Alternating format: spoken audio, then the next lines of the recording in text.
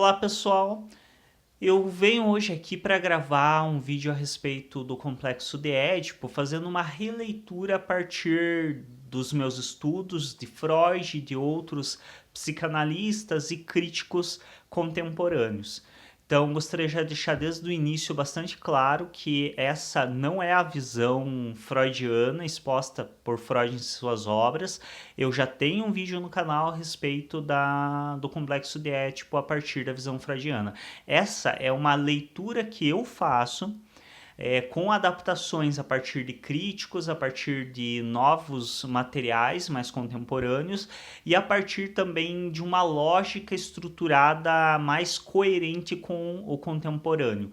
Pensando que quando Freud definiu o complexo de Édipo há quase 100 anos atrás, nós temos uma situação bem característica daquele período, daquela forma de pensamento e que talvez não seja tão coerente com a atualidade. Então, quando nós falamos no complexo de Édipo, surgem muitas dúvidas a respeito, por exemplo, de orientações sexuais, a respeito de quem de fato a criança se apaixona, se é o pai, se é a mãe.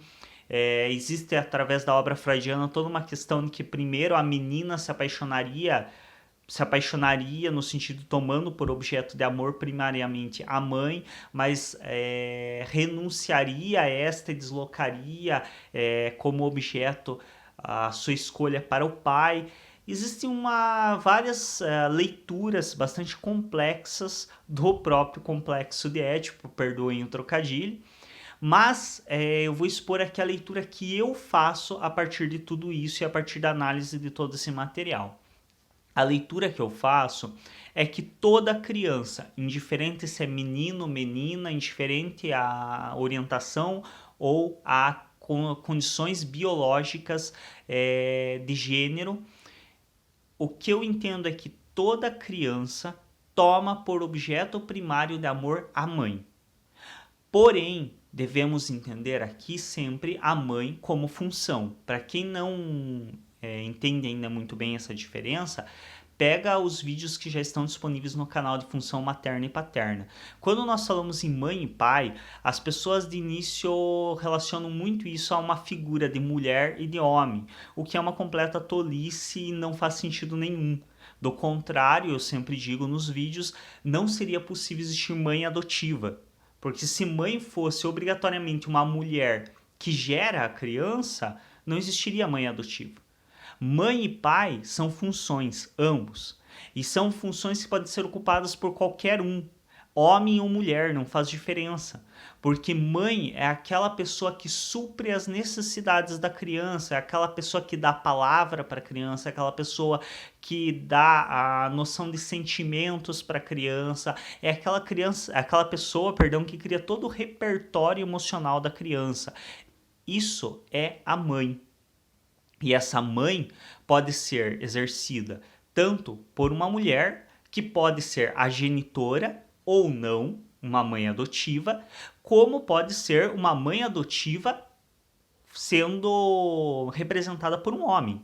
Então, ou o próprio pai, no caso que é entendido socialmente como pai, que seria o genitor, exercendo a função de mãe. Pode parecer um pouco confuso, mas vamos tentar deixar mais claro do seguinte modo. Existe genitora e genitor, duas pessoas que se juntam para criar biologicamente uma criança. A genitora, normalmente pelos meios convencionais biológicos, pare essa criança, mas ela não se torna mãe com isso. Ela simplesmente é uma genitora que pariu uma criança. Ela vai ser mãe quando ela assume para si o compromisso de criar essa criança, de dar linguagem para essa criança, de fornecer alimento, de acompanhar todo o desenvolvimento dessa criança. Porém, se é esse genitor que assume essa função, ele está sendo a mãe da criança e não a genitora. O que é a função paterna ou o pai? O pai é aquela pessoa que dá proteção, que castra, que limita. Também é uma função que pode ser exercida por um homem ou por uma mulher. Então, se é, por exemplo, a genitora quem cria a criança sem a presença do genitor, por inúmeros motivos sabemos que é muito comum na nossa sociedade, Ela vai ser mãe quando estiver suprindo as necessidades dessa criança, quando estiver alimentando, quando estiver dando carinho, quando estiver dando linguagem para essa criança, quando estiver nomeando o corpo dessa criança, mas ela também será pai quando ela estiver limitando essa criança e dizendo: não, agora você não pode brincar porque você tem que ir para a escola. Não, agora você não pode assistir televisão porque você tem que se alimentar. Esse momento ela vai estar sendo pai, ou no momento em que ela protege essa criança de algum intruso, quando alguma criança, outra criança, por exemplo, tenta agredir e ela intervém e fala: não, vocês não podem se agredir, isso não pode ser resolvido assim, temos que encontrar outra maneira de resolver. Nesse momento, essa genitora está sendo pai. Então, mãe e pai são funções ocupadas por alguém, indiferente a gênero. E por que toda essa explicação longa de tudo isso, que inclusive eu já apresentei em outros vídeos? Porque até hoje muitas pessoas me perguntam, me questionam, se o fato, por exemplo, de um menino ser criado somente por uma mulher pode levar ele a ter tendências homossexuais. Não cabe na minha interpretação desse modo, porque a mãe e pai são funções que não têm necessariamente uma ligação tão intrínseca com a questão do gênero. E aí é que eu entro também em uma contradição com Freud, porque Freud dá, sabemos disso muito bem, dá um valor bem razoável, ou ao menos as pessoas ao interpretarem ele, e acredito que não é uma interpretação tão distante assim, dão uma interpretação bem valorosa ao pênis, sua presença ou sua ausência. Devemos também entender que Freud foi um pioneiro na psicanálise, ele realmente partiu de bases bastante simplória, diríamos, ou seja, ele partiu realmente do pioneirismo, como seria esperado, sem muitas bases metodológicas, sem muita base clínica. Então ele partiu mais de uma base filosófica, tentando aplicar isso à clínica e tentando estruturar isso em uma teoria coerente. Como seria esperado, há falhas, há dificuldades, há questões que não ficam bem esclarecidas na obra freudiana, e ele mesmo se assumia como tal e inclusive abria brecha para que fizessem novas interpretações, para que fizessem novos estudos. Freud nunca disse: a psicanálise é apenas isso, é fechada nisso e ela tem que ser isso. Tanto é que ele levou muito tempo para criar associações psicanalíticas, porque ele nem mesmo esperava que a psicanálise ficasse na mão de pessoas só da área médica ou de pessoas muito exclusivas. A ideia dele era que a psicanálise se espalhasse pelo mundo e fosse algo acessível a todos. Posteriormente ele acabou revendo isso porque começaram a falar muita besteira em nome da psicanálise, e aí ele viu uma certa necessidade de realmente dizer quem estava de fato ou não habilitado a falar pela psicanálise. Mas enfim, tudo isso para dizer que em alguns pontos a minha interpretação contradiz Freud, e talvez eu esteja errado, como já errei em várias outras vezes que contradisse Freud, e depois tive que inclusive em alguns momentos gravar vídeos explicando que foi uma leitura errada que eu fiz, foi uma interpretação talvez apressada, que deixou de contabilizar outros aspectos, mas até o momento é essa interpretação que eu faço. Então eu deixo de lado toda a história que Freud coloca de uma associação muito grande entre pai e mãe como homem e mulher, trago essa interpretação que já é de novos psicanalistas do contemporâneo, de que pai e mãe são funções exercidas por pessoas, e a partir disso interpreto que o complexo de Édipo se dá a partir do momento que a criança toma a mãe por objeto de amor, indiferente se essa mãe é homem, mulher, é genitora ou é adotiva, a criança toma a mãe. Quem supre as funções dela, as necessidades, quem dá alimento, quem nomeia o corpo dela, quem dá para ela a noção de sentimentos, essa pessoa que essa criança toma por objeto primário de amor, sendo menina ou menino. E a partir disso, ela cria uma hostilidade em relação ao pai, que é essa função castradora, limitadora, porque é essa função que diz para ela que ela não pode. Ela tem sentimentos hostis em relação a essa figura, e a partir desses sentimentos hostis, ela tenta em certos momentos afastar essa figura da relação que ela tem com a sua mãe, mas ela, em suma, acaba se submetendo a essa castração, a essa limitação dessa figura de pai, porque ela entende que ao mesmo tempo que esse pai castra, abre várias outras possibilidades e ao mesmo tempo que esse pai castra, protege. Então, a mesma pessoa que diz para ela não faça isso é quem protege ela quando ela faz e quando vai dar algo errado e ela tem alguém para apoiá-la. É esse pai quem protege. Lembrando que esse pai pode ser a genitora. Então, a mesma pessoa que cumpre a função materna, ou seja, a mesma pessoa que a mãe, pode ser pai. E aí, por que então que há uma tendência maior, e nós vemos isso na nossa sociedade, de que crianças tomem, no caso do menino, tome a mãe como mãe, a genitora, perdão, como mãe, e meninas tomem o genitor como mãe. Ou seja, tomem o que é socialmente entendido como pai, como a sua função materna, como um objeto de amor. No meu entendimento, isso acontece porque há uma tendência socialmente construída, cultural, emocional, de que homens sejam mais afetivos e carinhosos com meninas. Não é via de regra, mas há uma certa tendência disso. Vemos isso desde o próprio Freud, na forma como ele menciona em suas obras a sua filha Ana, e como há uma certa falta até de menção dos seus filhos. Existe essa menção, mas ela é muito rara. Nós vemos na relação que o próprio Freud já estabelecia naquela época com a Ana Freud, que há ali uma relação muito mais materna do que paterna da parte dele. E isso nós podemos estender ao longo do século até chegar no nosso contemporâneo. Tanto é que não é à toa que se criam aquelas velhas frases e máximas como a filhinha do papai, porque há uma tendência maior de que homens sejam mais afetivos com meninas do que com meninos. Então eles exercem, por mais que em muitos momentos também do menino ele vai ser afetivo, ele vai ser carinhoso, ele vai exercer uma função materna, ele tende a exercer muito mais a função de pai, de castrador, de limitador em relação ao menino do que de mãe, de carinho, de suprir necessidades. Já em relação à menina, é o inverso. E há uma tendência de que muitos homens sejam muito mais afetuosos, carinhosos com a menina e sejam menos castradores.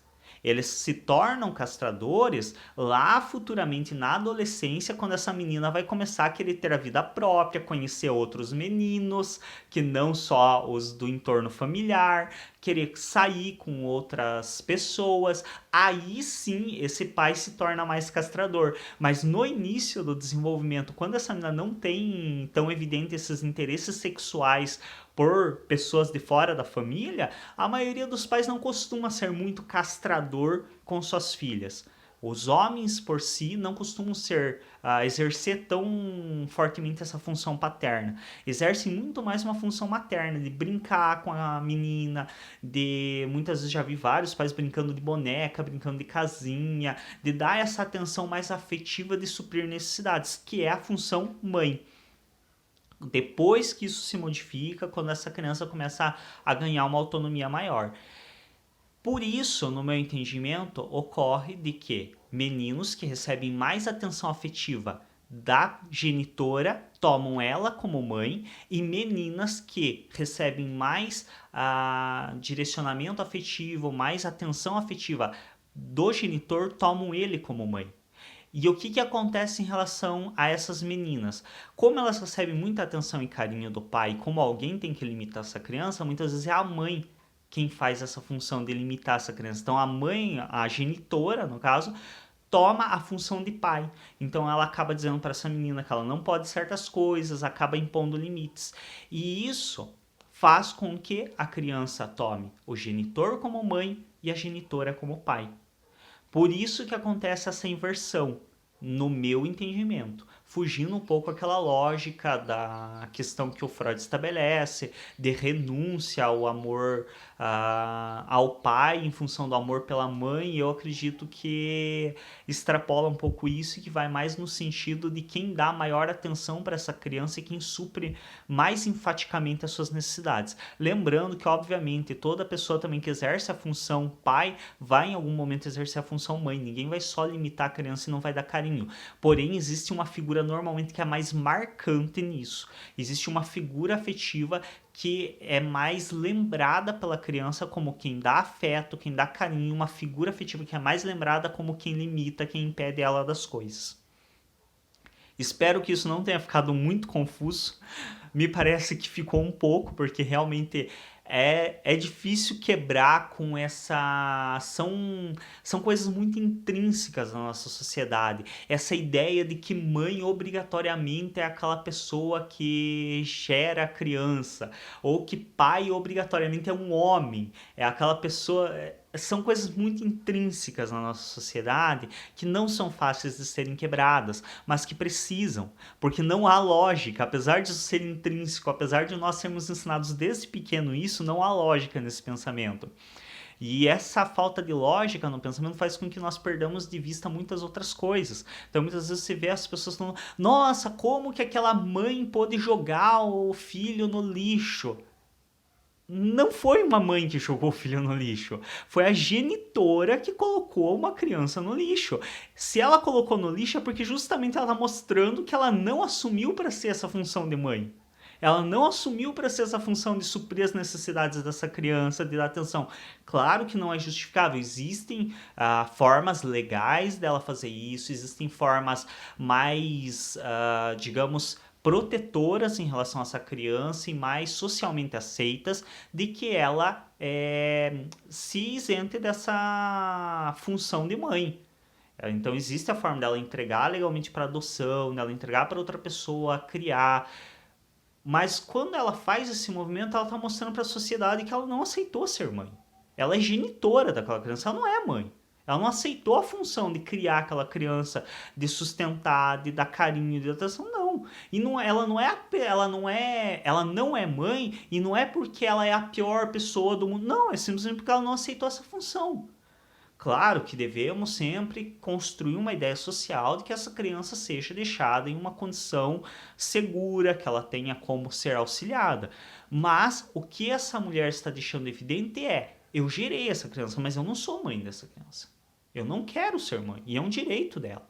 E aí é que entra numa ferida social muito forte, porque nós dizermos perante a sociedade que uma mulher que gera um bebê não é obrigada a ser mãe, pega numa ferida muito forte. Pega numa ferida muito forte porque é uma questão que nós construímos socialmente em função da sobrevivência da espécie. Em outros momentos se fazia questão que toda mulher que gerasse crianças quisesse, entre aspas, ser mãe, ou seja, assumisse para ser essa função de mãe, porque senão a sociedade ou a espécie humana entraria em extinção, porque se ninguém cuidar, sabemos que o ser humano não tem a menor condição de sobrevivência sem alguém que exerça essa função mãe.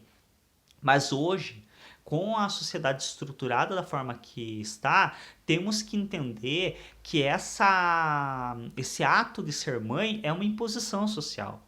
Não é algo obrigatório à mulher. Não é porque uma mulher gera uma criança que obrigatoriamente ela é mãe. Não, ela é genitora.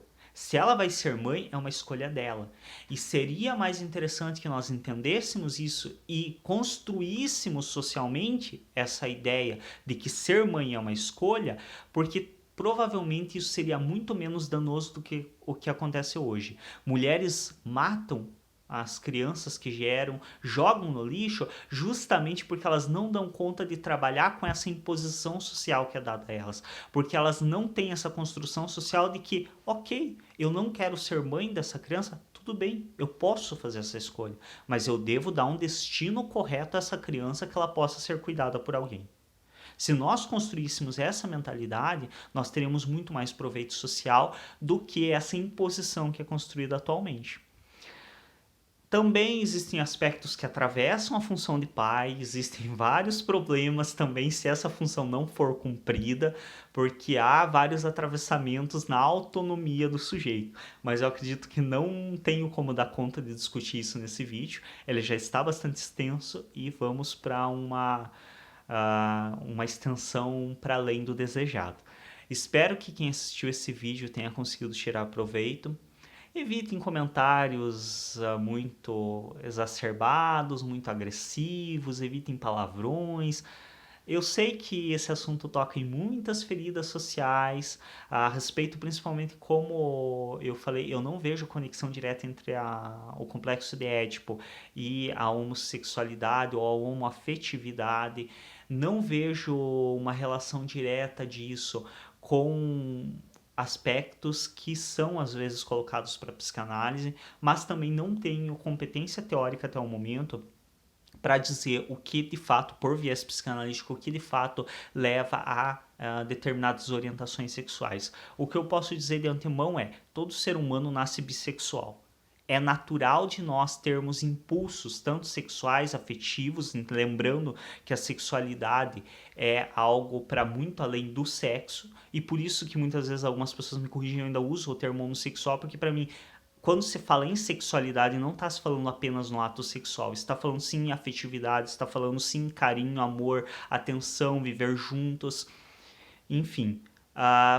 Entendo que todo ser humano nasce com direcionamento sexual, ou seja, afetivo, para ambos os sexos, para homem e para mulher. Nascemos com direcionamento sexual para outro ser humano, indiferente à orientação sexual ou ao gênero desse ser humano. Agora, em dado momento, nos é imposto uma heterossexualidade. Não é natural de nós. Nos é imposto uma heterossexualidade. Agora, se isso é aceito ou não, se isso só deixa evidente outras questões que já vinham com esse sujeito e por isso ele não aceita essa heterossexualidade como normativa, essas questões fogem ao meu entendimento. Eu ainda não tenho uma base teórica psicanalítica forte o suficiente para dizer: é isso que leva um sujeito a ter uma vida homoafetiva, a ter seu direcionamento e libido para o mesmo sexo, ou é isso que leva ele a aceitar uma heteronormatividade que é imposta socialmente. Isso escapa ao meu conhecimento teórico do momento. Se um dia eu chegar ao entendimento disso, estarei gravando, assim como tentei gravar a respeito do entendimento do complexo de Édipo. Eu imagino que tenham ficado coisas confusas, porque até eu ainda sou um pouco confuso em relação ao complexo de Édipo, mesmo eu tendo estudado muito, mesmo eu tendo pensado muito a respeito, tendo formulado muitas questões, eu ainda me atravesso muito em relação a esse assunto e tenho um pouco de dificuldade em eu mesmo compreender de maneira mais plena esse assunto. Então, as dúvidas que tenham ficado, coloquem nos comentários, perguntem, que dentro do possível eu estarei tentando esclarecer qual é a minha visão do complexo de Édipo. Lembrando que essa é uma leitura que eu faço a partir tanto do Freud quanto de vários outros comentadores e psicanalistas, como o próprio Lacan, como o Winnicott, como outros. Então, não é uma visão de um desses psicanalistas, mas é a minha leitura a partir de tudo isso que eu venho estudando. Espero que tenha sido de proveito este vídeo. Se você ainda não é inscrito ou inscrito no nosso canal, se inscreve. Clica em gostei nos vídeos para nos ajudar a destacar. Gostaria de agradecer, faz tempo que eu não agradeço, né? Um pouco até sacanagem, que no começo, quando eu tinha menos inscritos, eu vivia agradecendo as inscrições no canal. E agora que a gente está aí já com mais de 24 mil inscritos, eu não tenho agradecido. Agradecer muito a todas essas pessoas que se inscrevem no nosso canal, que assistem os vídeos, que vêm comentando, que vêm clicando em gostei, que vêm nos apoiando, que vêm dando dicas, inclusive, que vêm fazendo alguns comentários, por sinal, criticando, colocando: olha, talvez não seja bem isso, eu tenho outro entendimento. Lembrando, todas as críticas respeitosas, embasadas e sem serem manifestações de simples desprezo por gênero, por outros aspectos. Todas as críticas devidamente embasadas e respeitosas são bem-vindas. Até mais, até um próximo vídeo.